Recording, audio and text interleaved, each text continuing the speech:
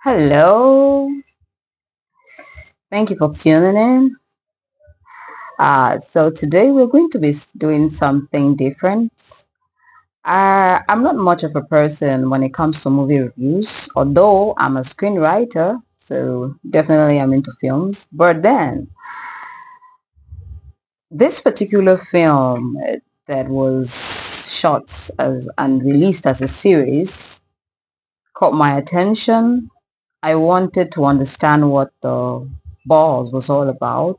Not just the balls, but I didn't know what the storyline was. I think it had to do with Trace. I was curious.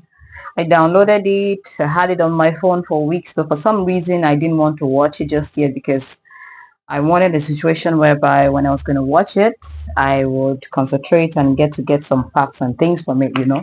Yeah. And I finally did.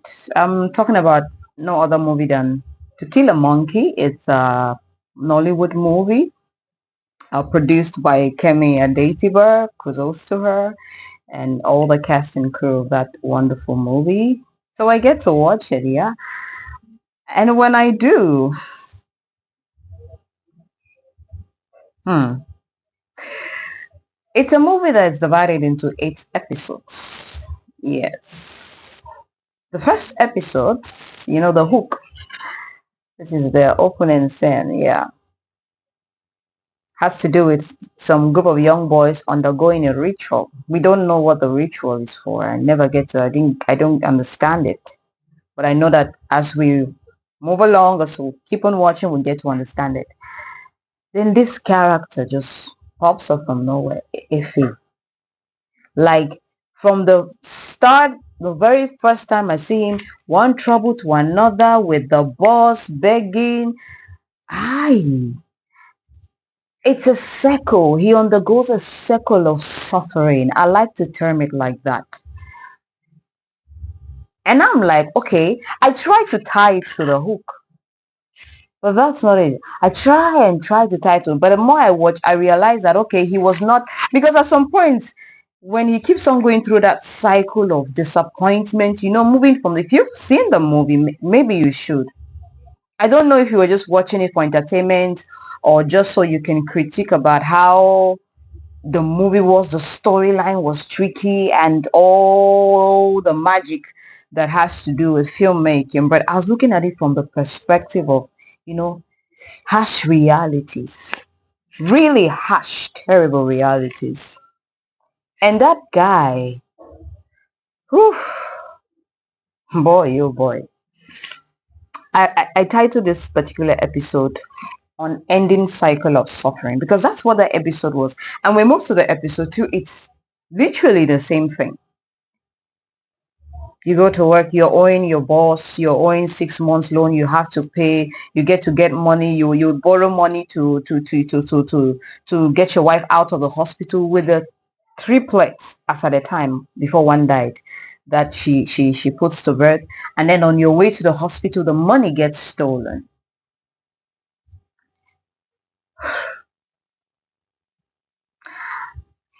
You Have you seen a situation like that in reality? Or are you the one going through it? I don't know. I was just so tense when he was undergoing all that. And I felt at some point like I should just go into the movie and like, Ife, come on. Try to breathe. Like, what's going on? The psychological torment of not being able to stand up to the responsibility as a man, as a husband, as a father, as a son-in-law, because his mother-in-law is practically a pain in the ass. There are two people who torment him the most. At the start of the movie, his job site, his bosses, his superiors, I call them that. And then you get to sleep with one.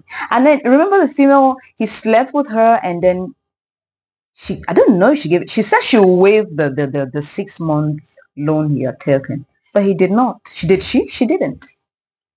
She didn't. And then the next in command or below the rank does the same thing, tormenting him, reminding him of all the money he owes. Hmm. That's such a big deal. When I was watching that, I was literally seeing my own struggles. I just wanted to share those moments or those periods. They're not moments, actually. They last for a long time. I don't know if you read your Bible often, but you remember in the book of Galatians, the Bible talks of what? The Spirit of God will teach us how to endure what we call long suffering. There's long suffering. There's love. There's peace. There's forgiveness. There's long suffering. There's so many things. And I have thought of myself in so many situations whereby every time you take a step forward, you take 20 steps backwards. Another step forward, 20 steps backwards. Another step forward, 20 steps backwards. Sometimes it gets up to here and it's hard to cry. I don't know about you, but that was an intense episode. It wasn't entertainment. It was awakening to how do you manage personal, like, torment, things from the outside that torment you. Like, you want to be okay, you want to go by the books, you want to do what is right, you just want, you thrive. This FA character, the protagonist, the main character in this film, is a first class graduate, for crying out loud. And he says, but look what Nigeria did to him, because it's a movie set in a Nigerian context. Yes. But then his first class is taking him nowhere. I mean, he's not got a job, and you can already see white beard. He's in his 40s, for crying out loud, struggling. People say, women would say, most of the time women would say life begins at 40, or some people, and then on the other end, they say a fool at 40 is a fool forever. So is he a fool at that time, at that stage? What do you think? How did you relate watching that movie? Did it sting something in you? Did it take you somewhere that you didn't think you should be at, or you've been?